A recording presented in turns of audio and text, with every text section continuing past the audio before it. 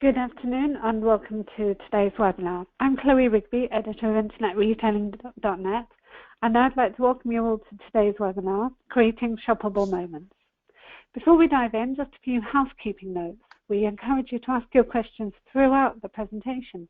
Please do so through the chat box in your GoToMeeting console. We'll answer them in the Q&A portion of the webinar, which will be at the end of today's presentations. We're recording today's session and we'll share the links to video and the slide deck as soon as they're available. So today we have two speakers. They join us from Zmags, the shoppable content company, and Lyons Consulting Group. Both are global organizations that serve leading online retailers. The second speaker who will speak today is Grant Coleman. Grant is VP of Global Sales at Zmags, where he oversees sales operations and account management throughout the organization. He works with global brands to help them find effective ways of engaging with their customers. And the first speaker we'll hear from today is Ketan Shah. He's Business Analyst Manager at Lyons Consulting Group, where he organizes business requirements for project and website implementations. Ketan has more than 10 years of experience working with consumer-facing web applications and websites in industries from healthcare, banking, and insurance to e-commerce and digital marketing. So with no further ado, I'd like to welcome our first speaker, Ketan Shah of Lyons Consulting Group. Ketan, welcome. Thank you, Chloe. I appreciate the warm welcome. So we're going to start off by telling you a little bit about Lyons Consulting Group and the services that Lyons offers. So as Chloe mentioned, Lyons Consulting Group is a full-service e-commerce digital agency. We have operations in the UK, as well as the United States and the Asia-Pacific region. And what we do is we pretty much provide services for the entire e-commerce ecosystem. So we provide digital strategy services. We also provide digital marketing services, experience design, which is really, wireframes and creative. And we'll also do e-commerce implementations. Our e-commerce implementations are in 3 platforms: Demandware, Magento, and Hybris. And our Magento and our Hybris practices we can also host. So we have data centers, and we can actually host your website for you and provide 24/7, 365 days a year support. So that brings us to our application hosting and our application support functions over here. And as I mentioned, we also have digital marketing. After we do a implementation, that is just the beginning. Once you have implemented an e-commerce solution, there's, as we all know, there's lots of work to do and lots of opportunities to have, and our digital strategy and our digital marketing organizations can help with that. I think we're ready to go to the next slide, Grant. Thanks for that, Ketan. And it's great to be here today. My name's Grant Coleman. I'm the Vice President of Global Sales here at Zmags. First of all, I'll give you a high-level overview. Zmags is empowering e-commerce marketing and creative teams to instantly create and publish high-performing shoppable content. Now, we've been doing this for 10 years. It's our 10-year anniversary just last week. We're working with over 1,500 global brands, generating way over 250 million monthly page views. We provide our services from 3 locations globally. I'm obviously based in the London office, but we have a team in Copenhagen, where the company was originally founded, and in Boston, where the company is now headquartered. We've been delivering solutions via 2 products, Publicator and Creator, which I'll talk a little bit more about during the presentation slides.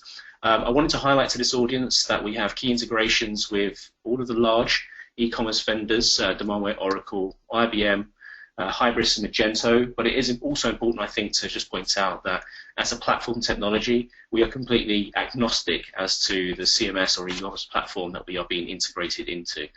The way that we deliver our service is certainly enterprise grade. So from a point of view of what we've been doing for the last 10 years, we've been in this content delivery business for a long time, and we're working with proven partners in Akamai, the world's largest content delivery network, and the Amazon Elastic Cloud S3 hosting services to ensure maximum availability and scalability. So, I wanted to, Ketan and I both wanted to make sure that we highlighted, before getting into the meat of this presentation, some of the key industry trends that we're seeing right now in e-commerce. And I just want to start by talking about the entry to the homepage, which is changing rapidly. The expectations of consumers now when they hit the homepage of your website are changing due to various different trends that we're seeing. Some to do with the fact that people are returning to websites more frequently now. So in some cases, it's hard to increase, or it's hard to acquire more net new visitors to your website. So you're seeing consumers returning to your homepage more often, which is putting the retailers under more and more pressure to make sure that the content experience, what they're met with at the homepage, is kept fresh and up to date and relevant, and also engaging. We often hear the term "a glance is all you get," and certainly it's at the heart of all of our marketing efforts. And we want to make sure, as marketeers, that we are meeting that consumer with something that's engaging, that's fresh, and draws their attention in. Because if it doesn't, then you'll probably lose that to your closest competitor. We also see that shopping with content is changing, and the investment that retailers and brands are starting to make in the content journey to make sure that the products that they sell are contextualized, that they're featured in the right way with the right kind of experience is changing. And that's certainly something that we at Zmags are trying to help with as we think about the way consumers want to engage with websites, which as it changed from kind of a shop the grid function where you're just moving through the website, shopping product listing pages, to more of a shop the look concept where you want to use those rich images, which are in the most prominent positions across your website, to actively engage and convert consumers at the point of highest inspiration. And certainly the fact that you're creating differentiated content journeys often for different devices. And that brings Ketan back in to the next point. Ketan, why don't you talk a little bit about the next point? Sure, thanks. Omnichannel. Omnichannel is probably something that we've all heard, and it's kind of a buzzword, I would say, but it's an important buzzword. Shoppers feeling a consistent message and a consistent brand image regardless of the channel. That is really important for shoppers nowadays. And there are a lot of channels for shoppers to view products or shop or learn about products. So one of the things that we find with our clients is that brand engagement must be omnichannel, and omnichannel and brand engagement really go hand in hand, and they go together. New technologies, if you look back 10 years, just in general, where technology was and where we are today, it's amazing, and it's really amazing to just think about what the next 10 years will bring. So new technologies are certainly disrupting the market. And as it relates to e-commerce, making the shopping experience easy, making it consistent, and being able to integrate with other modes of shopping, such as a brick and mortar, and is very, very important.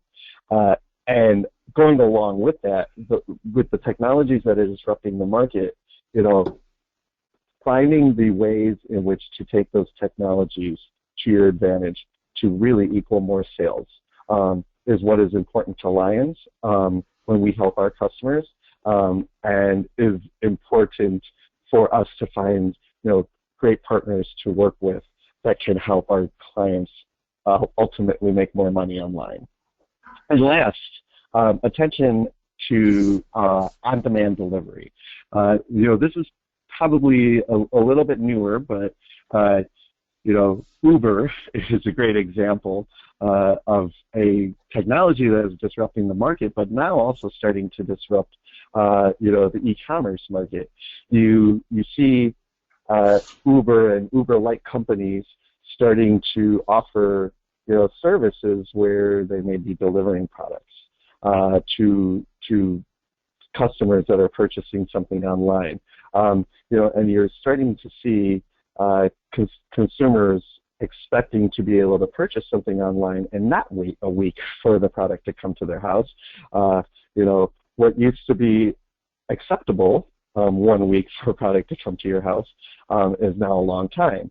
2 days or less is much more important. And because of that, the on-demand delivery is definitely taking center stage.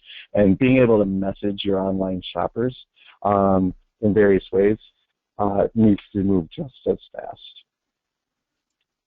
I think we're ready for the next slide. Thank you.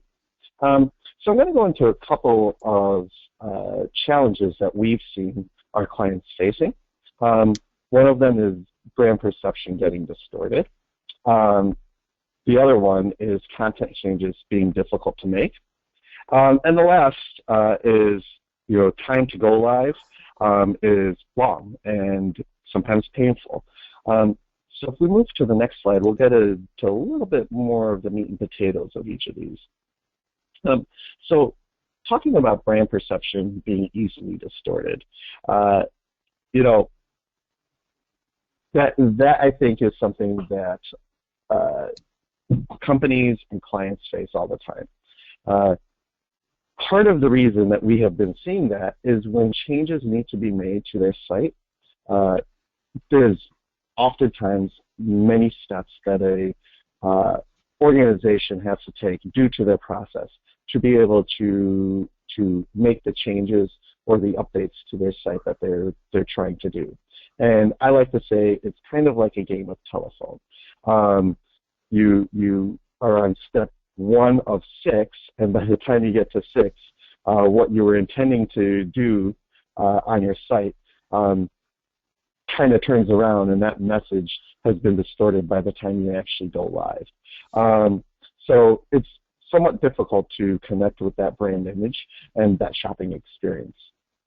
And when that brand image doesn't match what that customer is expecting, you can have negative perceptions from your customers. If we go on to the next slide, your content changes can be difficult. And you'll see that all 3 of these that I'm talking about are very closely related. So, along with making changes to the site in various ways, your content changes, which are the changes that our clients make the most often, can also be very difficult for them. There are many, many moving parts. Because of those moving parts, a lot of organizations have an approval process that is complex and has lots of people involved. And as you add more people and more steps to that approval process, there are, again, more opportunities for changes to be made incorrectly, or, again, not being made to what was the original intent. So difficulties envisioning what that changes really look like is that next point there. And again, as you're moving through those steps, your brand image and the changes that you were trying to make can get distorted. The other issue that we've seen is the limitations in the ability to make those changes quickly. The world does move fast, as we all know, and it is very important for organizations to be able to make changes to their site, or really changes to their business as a whole as quickly as possible. To one, keep up with competitors, and 2, just keep up with the world and what the expectations of your customers are. And because of that, some of the issues that we've seen with our clients is because they are trying to make a change quickly and they are not able to because of the current process and because of limitations in their current systems, by the time they finally make the change that they were trying to make, it basically is obsolete. And, that can result in lost sales, and that can also result in a lost message, or the message not being what you wanted it to be at that time. So so all of these, again, kind of start relating to what we were talking about, brand image, as well as starting to hit your pocketbooks with sales. If we go to the next slide, this is the time to production, right? So, oftentimes when organizations need to make changes to their websites, they have to go into the code to do that. So you're looking at a developer that's needing to go in and make change X, Y, or Z. And then you're looking at a traditional two-way process that needs to be made after the developer has made the change. And of course, before the developer has even gotten an opportunity to make the change, somebody is having to define what that change is in some manner for the developer to understand. Then we go into a QA process, and again, another time-consuming process. And then you're talking about having to deploy in different environments. You got your QA environment and UAT environment, and having to go through a release manager to go into production. Those types of things. Again, back to the time to production can be lengthy, and time is money. So that's another issue that our clients are constantly facing, and that we try to help them solve. And Thanks, no worries. I just before as you take this next slide, I just want to say one of those ways that we've seen clients be able to make those changes quickly is through technologies that cut out some of those steps that I was describing. Go ahead, Chris. Thank you. Yes. Great setup for me to then talk about the new solution from Zmags, which is called Creator.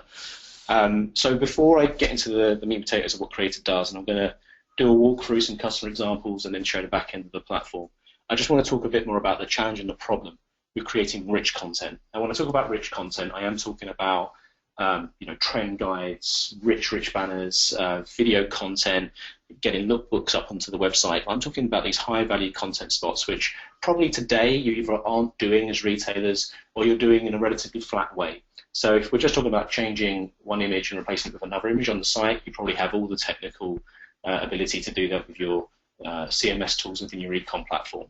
If you want to make that into an experience, if you want it to be multi-scene, you want it to be image mapped so it can become something the consumer can actually use to shop, that's when you'll get into a technical limitation. But if you are doing it, you're probably using this process, which is what we're trying to replace with our platform, or help improve and speed up, which is the custom development way of doing it, where there is going to be a design phase where marketers or e-commerce marketers are going to create the campaign concept. They're going to start to gather the assets that help build this up, get the storyboard ready, get all the requirements for any transitions they want to see, and start working with an internal or external IT development partner to schedule that content build process. And then it goes into development, it goes into build. And then you're working in this iterative process to make sure that what the designers envisioned in the first place actually comes to reality through the development phase. That any HTML and JavaScript actions that are desired actually perform the way they're expected. It's quite hard to preview. There's lots of annotating of offline PDF documents, how it will look and visually will be realized. And then obviously any user interactions have to be determined as well. Now, I'm talking about one step into the other, but there's going to be lots of iteration through that process. And then there's a release process, as Kevin highlighted before, where you're then working with release managers probably, or through IT, to make sure that the new content is released on a certain schedule. There's a process for this which can be quite hampering, and then the work gets scheduled for release. Now the problem and the challenges with this are one, that it's actually difficult in the first place to even create something that's rich, shoppable, engaging from an experienced standpoint, just because of those simple technical limitations. And it's pretty much every e-commerce platform that we work with, we see is lacking any really rich media tools to help you guys merchandise more effectively. And at the same time, you're trying to figure out ways to go from a shop the grid aspect to a shop the look experience for the consumer to engage with. So this process is taking too long. oftentimes when you're trying to build that campaign process, it's taking so long to execute, it's so expensive, sometimes you actually miss the trend you actually wanted to hit on in the first place, meaning the content never gets out there. But that lack of agility in some of these platforms and speed is meaning that you guys can't merchandise fast enough, and that time-consuming process is costing you guys money. And simply the hours that are needed to develop the content, again, it's just very high cost, meaning that you are always looking at what's in scope and out scope for content. You also, in most cases, have to pass control to somebody else. You're having all these great ideas within the e-commerce and marketing team, but in order to build them, it's another department or another agency to actually get this content built and load into the site. So you're passing control. You're passing control over the costs as well as the time to a third party or just another team with internal and other priorities that you're battling against. And what we absolutely hear is trending right now is that most retailers are in a position where they want to use content to increase e-commerce sales. So how can we help? Well, we believe Creator, and we know from the work that we've done with our first customers on this platform, is really helping campaigns being executed, the richness of the campaigns growing in stature, and just the throughput and the ability of what can be done now is changing the game within e-commerce. And so we have a platform which allows the creation and publishing of engageable, shoppable content in seconds and minutes with an effortless drag and drop UI without needing any coding or IT, which is a pretty big claim, but I will go into how it actually translates into real website content. So we've seen this half of this slide before, but where does Creator help? So in the design phase, you're still going to have the campaign concepts, you're still going to have the assets. The difference now is with a platform like Creator, you're able to actually author that content, drag and drop images, text, video content, determine animations and transitions between slides of the experiences in order to build that, and that's completely non-technical. That means there's no development phase. So you can iterate within the creative team, the marketing team, we have workflow tools to even help with that, but there's no external or even more technical front-end development phases to go through. And even front-end developers that might be creating this content can still use this to execute in a completely non-technical way, speeding up production of assets by 6 to 8 times faster than they were able to do by creating code. And then release is a drag and drop exercise within Creator, which is actually one of the wow moments that I hope you guys will experience when I show you the back end of the platform. Okay, so in order to make this a bit more real for people that have attended this webinar, I'm going to jump out of the PowerPoint slides now and actually walk you through a few customer examples and then the back end to actually show the creation interface and how you, as retailers, might actually use this on a day-to-day basis. So I'm going to start with Marks & Spencer's, who joined me on a webinar back in November of last year after using our platform for just a few months. They were able to talk about some of the benefits that they're seeing. I'm going to talk about a few areas that they use us within the journey. So we're getting used by the Marks & Spencer's international team, who have 14 sites to manage across different locales and different languages per site. And that means that their content production problems are simply a multiplier of 14 every time they want to create one piece of content. So anything that helps with that problem has been hugely valuable for M&S. But beyond that, just functionality-wise, it's really helping. So this is the homepage for Marks & Spencer Ireland, and where we're being used here is this back-to-school banner, which is just a simple carousel in this example. But each one of the products that are featured here can be clicked on and purchased via the website's quick view function. These guys are on Demandware, so it's a standard function of Demandware. And you can engage with the product window here and simply add to basket without ever needing to leave the experience of the homepage.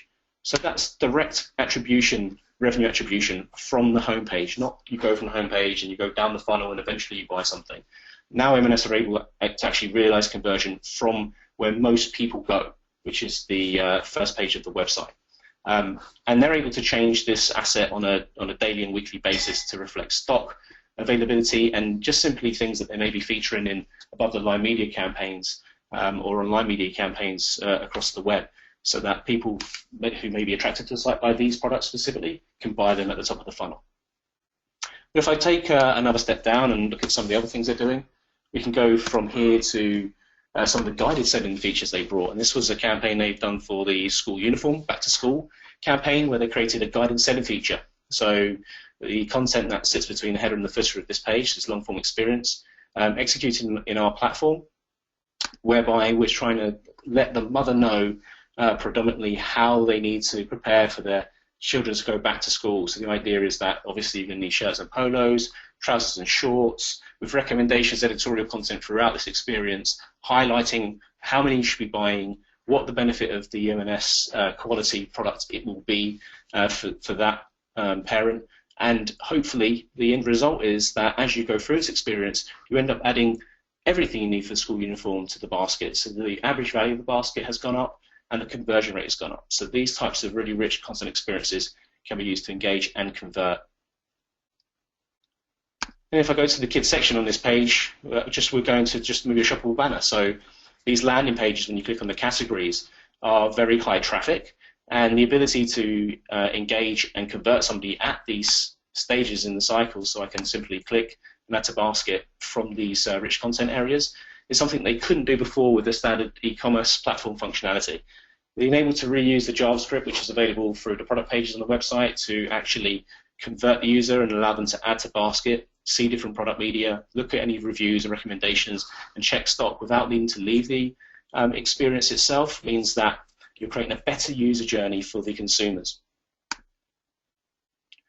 Moving on to a company that are using us to create, I would say, probably richer assets where they're more content focused, would be New York Company, who are, for those who don't know, a top 50 US retailer in the fast-moving ladies fashion sector. And we are being used aggressively throughout the site, but I'm going to highlight their use of our platform in the trends section right now. And I'm going to take a look at their first campaigns. And these campaigns are updated weekly. As I load this campaign, you'll start to see some of the transitions in the media, the animations.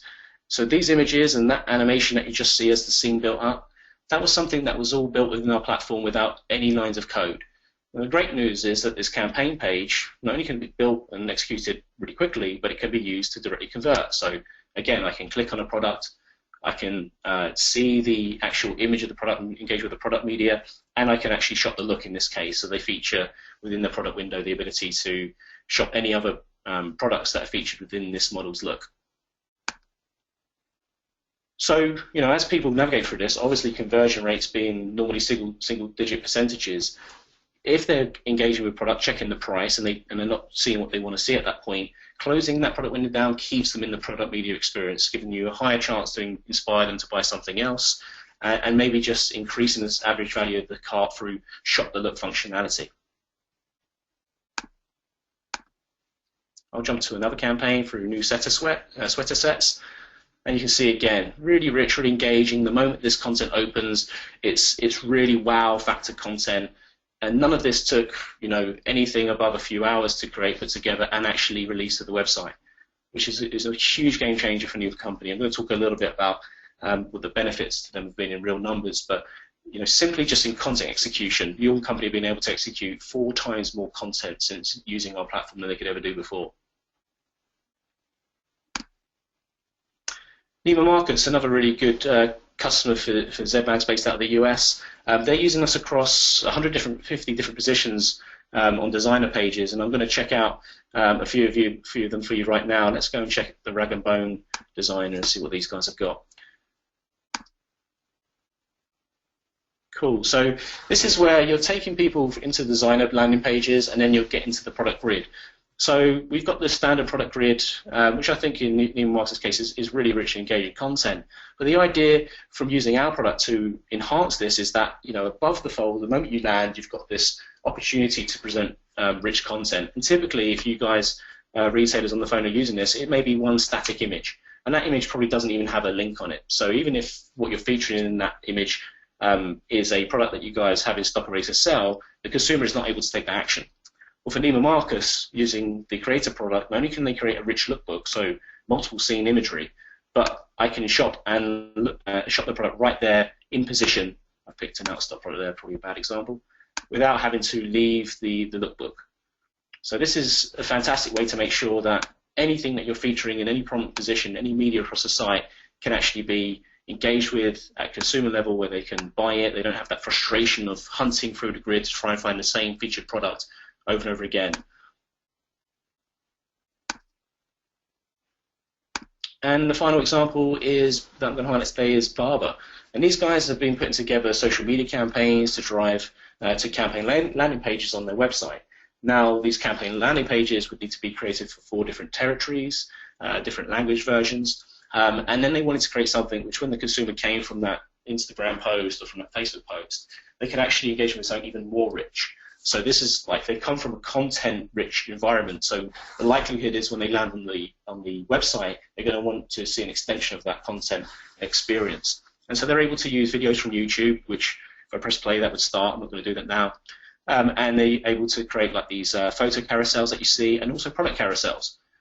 And again, all of this was put together in a day, couple of days for all the different territories, and launch onto the website. So normally something like this would be a huge build process and take several, like tens or scores of hours to put together and launch. Since they've been using Creator to do this, it's something that they can really take control of and execute in just a matter of hours. Okay, without further ado, I wanted to just jump into the back end so you can get a sense of how this is all done. And so this is the environment by which our customers would log into. And they start creating content by clicking the Create New Experience button. But I'm just going to talk a little bit quickly about projects. So let's say I'm working on a project for this webinar, putting together some content I want to launch to my website. I've created a little project called a webinar project. Within here, I've got a series of assets that I've prepared to show you guys. And you can see here that I've got a certain number of experiences, a certain number of images, and you can see that none are currently published. But let's start working within one of these to see how the actual interface looks. So I'll just click Edit. And this is the authoring studio that customers use to put content together. Now, as you're building content for websites, you're building content with a certain width in pixels and height in pixels, so you're building for existing content areas within your templates that you already own and run today. You're able to create an overlay and a background. An overlay would be maybe where you put things like scene navigation. If you're creating a guide, you might have buttons that allow people to navigate through, and these buttons can be any images. They don't have to be images that are standardized to Zmags. But you can just put your own navigation very, very quickly and create some navigation widgets. And then all these widgets at the top do a similar thing. So let's just go through this experience. You can see here that I've got an image that I've laid on top. I've also taken a text widget and chosen this very apt text, I think, to highlight some functionality. Within any widget that I load into the scene, I've got a series of actions and animations I can apply. So actions can be things like, if somebody clicked on this part of the experience or this widget, this text, I want them to be able to open a link. If you run a JavaScript code, and that JavaScript could be used to launch any existing website functionality, which could be things like Quick View typically, but also could be things like live chat and anything else that requires a user's JavaScript on your sites to currently work. I can open a lightbox. That lightbox might be like a video that pops out in front of the experience. Or I can use it to create a scene navigation. So actually clicking on this would guide me to a different part of the experience. If you imagine like a gift guide where you're saying for her, for him, and for kids, maybe clicking on that text will take you to a different part of this experience that you're building. I've also got a couple of add-ons, but I'll come back to those in a moment. I've also got the ability to add things like mouse over effects or looping effects. So in this case, I've added a loop effect with the function of resizing, and I'll show you how that looks in real life in a moment. So how do you add new content to these scenes? So let's just say I delete this and add a new image. So I just drag an image onto the scene, choose one that I want to feature, add then the option of fitting that proportionately so it fits the whole scene. And I can choose a bunch of actions. So let's say I want to make it so I add a call to action. So I'm just going to take this image here, I'll get on the scene. I'm then going to add the action. Actually, I'm going to save action for a moment. I'm going to add an animation. So I want that this call to action fades in after 1 second with a 1 second delay. So that was as simple as as difficult as it would ever be to create an animation on our platform. Just select the drop-down menu, choose the type of animation effect that you want, and how you want it to delay and how long you want the animation to take. Done. I can also say that when I mouse over this object, I want it to maybe rotate through 180 degrees. Cool. And let's just go back to the first scene here and then add some different type of links. So within this, I've got a product link, and this product link is attached to Demandware. So conveniently, the way I'm going to place this content is on a Demandware staging environment. So I'm just going to use Demandware product widget and show you the power of this from a linking standpoint. Again, remember that we're completely agnostic, but this is a cool way to show you how you work with products. So let's say I want to search for the word shirts within my my backend, my Demandware backend in this case, and I'm going to choose this paisley shirt, which is not exactly the product featured here, but convenient for this part of the process. Cool. And I'm just going to add one more thing, which is just to highlight the way you might use video. So I've got a video here, a widget here for YouTube. Let's put that onto the scene. Again, I'll fit that proportionately. And you can see here we have functionality which allows you to connect directly with a YouTube account. So I just click that button, and I could put my corporate details, and all the videos belonging to your brand that are on YouTube would feature in here. Or I can just search YouTube directly for a video. I'll just choose whatever's trending right now and end up with a video of Adele. That's fantastic. Cool. So that's the creation process at a very high level, but let's talk about the publishing process now. So if I'm over the moon with this, and I think it's exactly on brand, I've been through a process of building this for a couple of hours now, and I think it's bang on brief. I then might want to share with a higher up, somebody who's the approver of this content. Bear in mind that I can share from within the platform, and that person who I'm sharing with can also add comments. So if I say, wrong video, please change to a different one, I can just comment within experience. So I actually get the opportunity to see the experience in its finished format of all the transitions, all the rich media, and these simple workflow tools just allow content authoring to take so much less time and be bang on brief much quicker. So the need to iterate outside the platform disappears. Okay, so let's say we've been through the revisions we need to, we're now ready to publish. So I just click push, then click publish. I've got a website here that I'm going to publish to. In order to prepare websites for publishing, all we require to do, so the process I'm going to wow you with now, the drag and drop publishing exercise, is enabled by putting one line of JavaScript into the site header or the site body for where you want to publish to. Now this is how it works in real life. So I click go, and I end up with two windows. On the left window will be the site that I'm going to publish to, and in the right will be experiences either belonging to this project, or I can expand that to show all experiences. And the way that our publishing intelligence works is, as you can see as I drag around this, all my content is doing is looking for existing division elements within the site template for me to drop this content into. When I'm ready, I just drop it inside, and you can see the experience in situ with all the functionality that you desired. Again, the quick view that I wanted to launch is working out of the box, so I've already got that functionality across my website. Notice that I can schedule this content to go live at this particular time and day, so I don't have to sit there waiting for a moment in time. I don't have to wake up at midnight on a Sunday to change a content mess on the website. This can all be scheduled in advance. So let's actually expand this to just show all content. So again, let's have a look at some of the other assets I might have here. If I wanted to take this one and put it into the top banner, it's just drag and drop.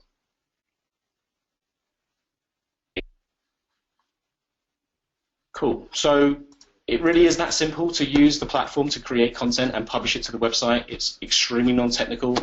Once you click publish, assuming that you haven't scheduled it for a future date, that's then replacing whatever's in that existing content slot within your website. I can then close, and then I'm back into the platform. So it really is that quick and easy. There are several other things that we've done to make it even easier. So we've got analytics set up that allows you to connect with your Google Analytics account, so you can look at the impact that this is having across your site to your site analytics. We have the ability to set up custom font integrations as well. So we have an integration out of the box of Google Fonts. So if you're already using a Google font that's web safe, that will be amongst the options. But if you're using Typekit, we have an integration with Typekit, and we have a planned integration with fonts.com in the very near future. We have additional integrations for things like custom JavaScript actions. So if you're not using like Demandware, for instance, where we have a custom plugin, but you're using ATG, like Neiman Marcus and New York and Company, they already have a standardized JavaScript for launching quick view functions. So I can actually create the ability to reuse that, so that all I have to do when I'm linking products within my experience is put the product ID in to launch those. We also have the ability to connect directly with a Demandware account, which has been very impactful for some of our early wins who have actually taken hold and started to use this already. and I've got several examples if anybody after this event wanted to see some Demandware customers directly. Cool. So I'm going to just jump back into my presentation. I'm sure there's some questions been coming in during that process, and we'll answer those at the end.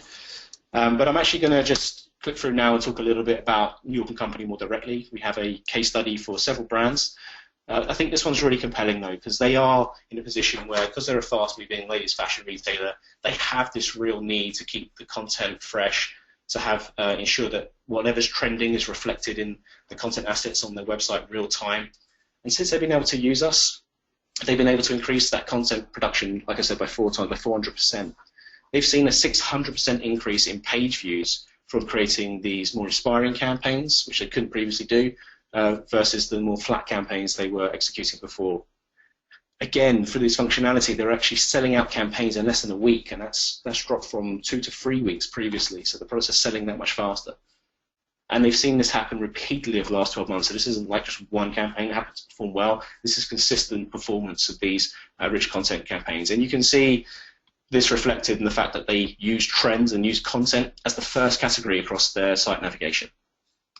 And look at the difference from how it was before. We're talking about processes to create content which took 3 or more months, campaigns which, because of the long execution time, were back on the site late and ran out of date quickly, and they had huge dependencies on IT and costs related to those. But more broadly across our market, where do we really feel that we help? We want to speed up time to market. We want to really affect your brand's ability to engage consumers by increasing the time on page and increase those page views significantly. And ultimately, what we're all in the business for is to make sure that this content can convert consumers. Every rich media slot on your website is an opportunity for direct attribution, revenue attribution for that content. And we don't want to keep seeing retailers miss that opportunity, because these rich assets, this visual asset, are always in the highest traffic areas of your website. So just to keep it short and sweet, where do we feel that we really bring value to our customers? We've got the highest documented GMV or revenue impact to some of our customers in terms of the technologies they use. Fastest time to benefit, like literally what I showed you, that one line of JavaScript, once that's in the header, you are integrated. That is the length of our integration. We have seen examples of customers who we had a meeting with, and 24 hours they are using it to create live assets and test assets on their website. And you don't have to change CMS or e-commerce platform.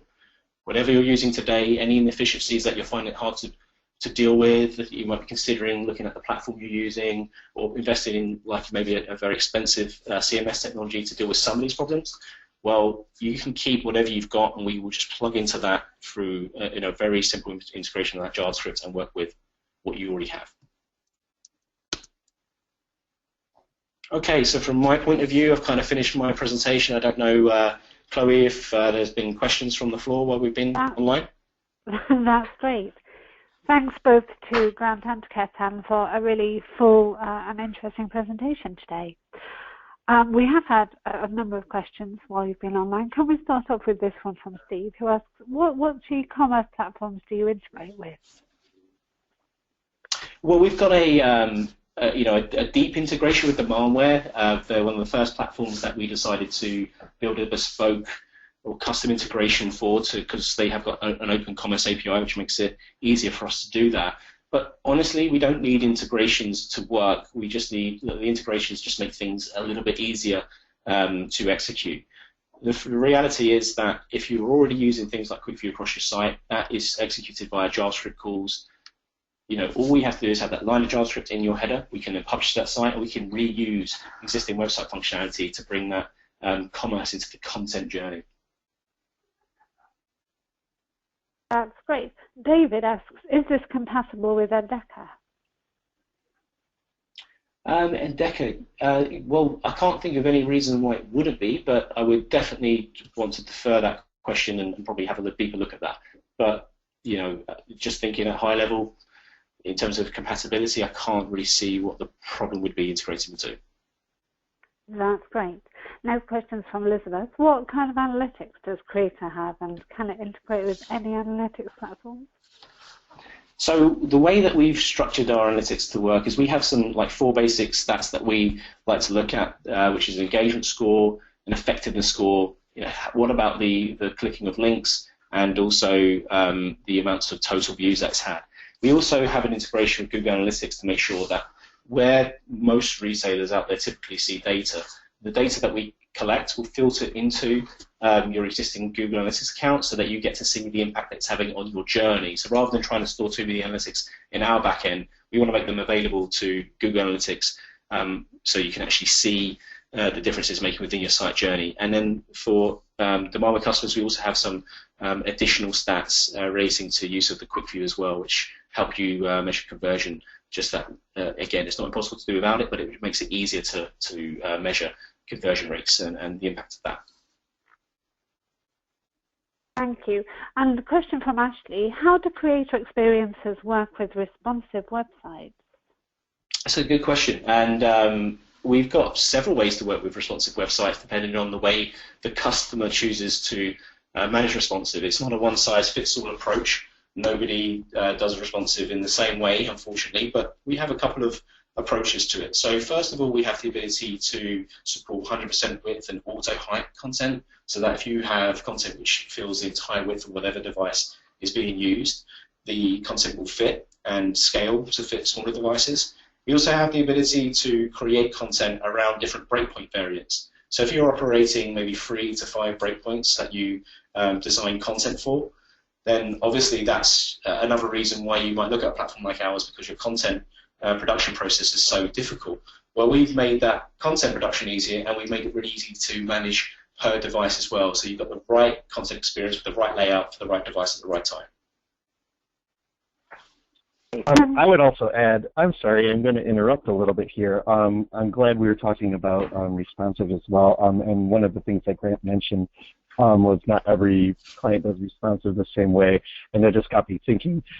Absolutely, and even from an e-commerce implementation standpoint, not every client is doing responsive or has the same goals in responsive. Obviously, it depends on the type of business, what they're trying to accomplish, how they're trying to accomplish it, and how they're trying to allow the user to engage with their product. And that's part of the reason that we've found it beneficial to partner with Zmags, because of the engagement that the user can have, especially as we start moving down to your mobile viewports, because that is really where a lot of our clients' major sales are coming from, and major not only sales but also engagement. Yeah, and I'd just expand that. I mean, it's not just different content, it's often different functionality. Like functionality for things like using a quick view may work really well on tablet and desktop, might not be the right way to handle a mobile user. So you need to think about the user experience each person is going to have. You need to be meeting with the right content with the right functionality so that they get a good UX, regardless of the screen dimension they have to access your content on. That's great. Thank you both on that one. Question from James. Can you talk a bit about how creator design experiences work in terms of SEO? Are they SEO friendly? Absolutely they are, and they benefit the site they're embedded on. So, the text widget, which I didn't get into too much detail with, using the fonts available and the text that you put into those experiences that you build, will all provide an SEO benefit to the site that the content is embedded on. And this is a problem that we see a lot of retailers dealing with, where they are using flat images and the text is like an embed text in the image. So when they upload it, they have to then make additional effort or just ignore it, that they aren't using that text to drive additional SEO benefit. So the metadata contained within the images and any live text that's put into the experiences would all benefit the SEO function of the website for that content as well. Great. And a question for you both now. What types of new technologies do you see as most disruptive? Ketan, maybe you could start on that one. To me, I think that's a really good question. To me, I think I'm going to answer it two ways. One is just in general, mobile, and interacting with mobile, and some of the things I talked about in the beginning, where on-demand deliveries and that kind of thing. But number two is really around losing your traditional, I guess that's not the right way to say losing the traditional e-commerce feel, but really making the e-commerce feel different than what people are used to. So what people are used to today, and what we've kind of all grown up with in e-commerce is, you know, product detail pages or category pages that, you know, just show a bunch of products and kind of expect a user to find what they're looking for, read about them, learn about them, etc. Where we're really seeing the trends going is taking an experience and starting with that experience and then going on to purchase paths in various different ways. And I really think that that's where the next phase of e-commerce is going, is more about the experience that then leads into some kind of shopping path versus a shopping path leading into an experience. Cool, and I think I would say, obviously, apart from how disruptive Zmags will be within the technology space moving forward with the content tools that we have, I think there's a hell of a long way that technologies can keep moving ahead to help with the ability to convert consumers. You think about kind of the omni-channel experience and the conversion rates that retailers will get in store, which are, you know, anywhere between 20, 60, 70%, depending on what it is that you're selling. And you compare that to the single or, you know, even decimal place conversion rates people get when they go online. And obviously the biggest difference between the two experiences is one is a rich environment that you can control the consumer journey through and you can meet them with salespeople. The other one is kind of a self-service approach where people are only going to use the navigation available to them, the content available to them, and the device experience is also very critical to that journey of what they can actually do on the devices that they're using. So I think content has a long way to come to keep increasing that conversion rate so it needs to get closer to the in-store conversion rate. And at the same time, I think that a lot of retailers right now are trying to figure out how they give, you know, credit for that omni-channel experience. A lot of shopping journeys start online and end in store. You know, consumer devices aren't really the problem. If there were 50 billion devices, there's still a finite amount of consumers using those devices. So you've got to think about how your experience actually works within an omni-channel world. You know, how does it join up? How does the media in store and the media online match up? How do you make sure that product media that you're featuring online is available to buy in store? So you're not creating a false journey for the consumer. They see something as they're starting to find out about your brand online that they eventually go to store to buy, and it isn't in stock or isn't something that's been in store for a while. I don't know if that answers the question, but I tried. That's great. Thank you both for your answers to that one. Really interesting question. There's quite a specific question, our next question from Martin. I think this was specifically in relation to the case study that you showed on M&S, Grant. But he said, are you able to say what uplift this has given? Well, it was a public webinar, and one of the stats that I can share with you is that products featured in that carousel on the homepage was selling out 30% faster than any other products across the site. So that was the really compelling one from the direct revenue attribution and manipulating to the bottom line. But some of the really softer things that I think are happening behind the scenes with an organization like that are more related to just the sheer number of hours saved in executed campaigns.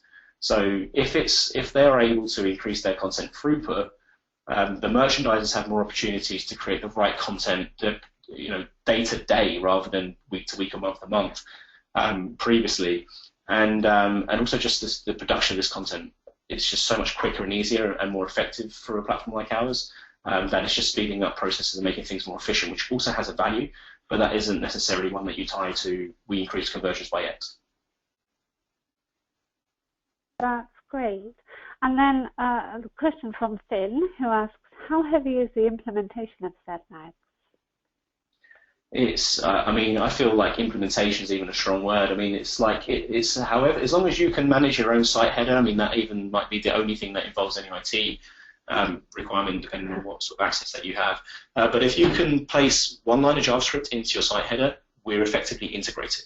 And then it's a kind of training process, and as you've seen from the tool, it's not rocket science. Literally within about 30 minutes of orientation training, which is essentially what we provide, you are up and running and able to start building content and actually seeing how that might look on the site. So Yeah, I mean, when I say it's a day or two, it's the actual physical amount of work that goes into it is probably no more than sort of 20 minutes. It's more about, how quickly can you schedule one line of code being implemented into the site header. That's great. And if I can put the next two questions in together, those from Finn again, what's the average ROI that you're seeing with retailers, and how extensively are you being used in the UK? Being the second part of the question. So right now, I mean, the US market certainly adopted these technologies before the UK market. They were pretty quick to jump on board with this as we start to move some of our existing customers to the new platform. In the UK, we've now working with M&S, with Barber, with WWRD, with several others which aren't coming to mind. But yeah, we've just started working with the Body Shop as well. So there are a bunch of brands that start to come on. They're all large brands, which is fantastic. In the US, the market grew faster there, and we're certainly benefiting from the speed at which those brands have adopted technology really quickly. In terms of average numbers, I mean, we see, depends on what the impact that you're looking for. Conversion improvements, like campaign for campaign, we've seen anywhere increase from like people measuring like 10-15%. And some of the real big difference we've seen with some of the smaller brands where it's obviously easier to move the conversion needle has been like upwards of 110% in some cases. But that's campaign for campaign. So my claim is not that I'll increase like your annual turnover by 2x or 3x, but if you're pushing flat campaigns and then you move to these richer campaigns, it is double-digit to triple-digit conversion rate improvements. Thank you. And then there's a couple more questions from the same questioner that I'd like to put into the single question because we're running a little bit short on time, both from Michelle. How do you make the assets and experiences SEO rich, and can you do A/B tests? So we can't do A/B tests, but if you are using testing functionality on your site right now to serve different content to different visitors, there's no technical reason why we can't work within the infrastructure. So you're saying that Group A should see this, Group B should see that, and you're creating different assets within our platform to meet both those types of consumer. And sorry, what's the first part of the question, Chloe? It was, how do you make the assets and experiences SEO rich? Yeah, absolutely, sorry. And I sort of tried to answer this previously, but effectively it's just by using the right live text within your experiences, I think, to make sure that you're hitting the right keywords within the text features, within the experiences that you're building, get them into prominent positions, make sure that your images, simple things like making sure the name of your image relates to something that you might want to gain an SEO benefit from, can drive more traffic to your site. That's great. And I think we've probably got time for one or two more questions now. Finn says, do I have to create twice over for mobile, responsive, adaptive, or will my creation be responsive? So if his question is, do the experiences that you create auto-adapt for devices, the answer would be no currently. At the moment, you're creating two separate assets. But I think what you'd be interested to see, Finn, is the way that we allow you to create those differentiated assets. So when you're working between different breakpoints, you can start from the same template design, start to modify it so that you haven't got to do it again and again. And that goes for internationalization of content as well. So if you could create the same asset and the only thing that changes for each region is the text for the different languages. I mean, at the moment, you're still creating the same amount of content, but with us, you can just hit duplicate and it can redraw the next experience. You change the text, you might just change the links that need to change. And so the ability to create this content for different devices quickly, we've tried to really think about how we make that easier. But if you're talking about the auto-adaptation, like so you have an experience where stuff on the experience actually moves around, we're not there yet. I think I'll leave that there at that point. That's great. And maybe, Ketan, if you'd like to wrap up the Q&A session with the last word about Zmags and your experiences of it. Sure. I was actually going to also jump on the last question a little bit as well. I think it's also important, to one of the advantages of adaptive and responsive design and why we're moving there. From a functional standpoint is maintenance, right? Maintenance of one site versus an M site, etc. But the thing that I think we need to think about a little bit more, and just very generally speaking, the things that I see when I'm working with clients, and the types of things that we're doing are having different images, different things being displayed in different ways, mobile versus desktop. Because while functionally it's great to have everything in one place, from a strategic standpoint, it still doesn't always work to try to mimic 100% what you're doing on a desktop versus what you're doing on a mobile device. And so sometimes it is actually nicer to have different experiences and different assets, as long as you're kind of staying with the whole general theme of who you are. So that's, I guess, maybe my closing remark. And in general, the other closing remark that I have is, again, we talked about implementation of Zmags. We talked about all of the problems that I've seen, and because of these things, we found the Zmags to be a great partner to work with, and our primary goal when we are working with our clients is to give our clients the best advice and the best ability to increase their sales and also decrease operational inefficiencies that in the end would help from a revenue standpoint as well. That's lovely. And with that last question, that brings our webinar for today to an end. We're out of time. If we didn't get to your question, we'll reach out via email. We'll also be sending out the recording of the webinar on the site shortly. So thank you all very much for attending today, and goodbye.